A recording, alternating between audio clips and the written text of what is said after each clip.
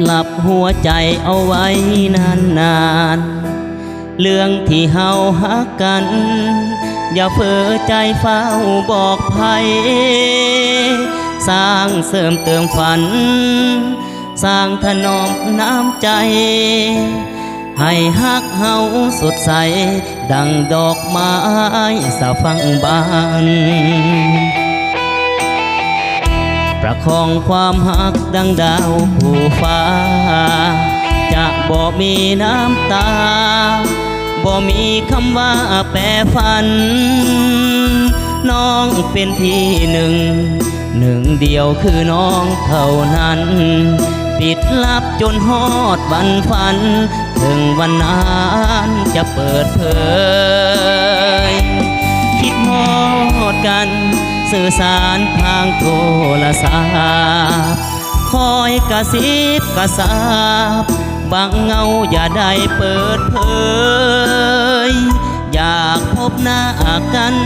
นัดหมายบ่อนได้เลย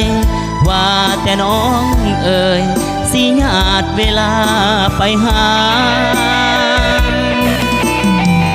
ปิดลับหัวใจเอาไว้นานๆเรื่องที่เฮาฮักกันเสื่องบังเป็นปริศนามีอ้ายมีน้องเฮาสองคนหูเท่านั้นนาอย่ามีมือสามแทรกมาย่านเขาอิจฉาแยกแบ่งหากเฮา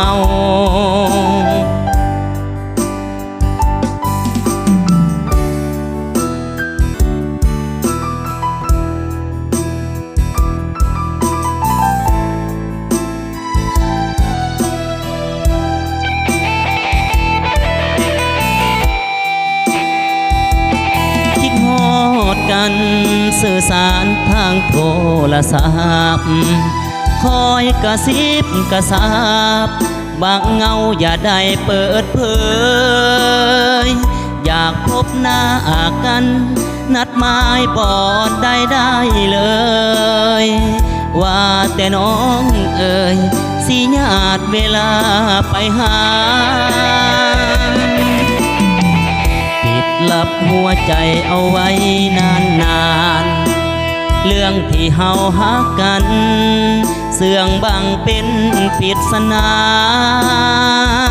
มีอ้ายมีน้องเฮาสองคนหูเท่านั้นนาอย่ามีมือสามแทรกมาย่านเขาอิจฉาแยกแบ่งหักเฮา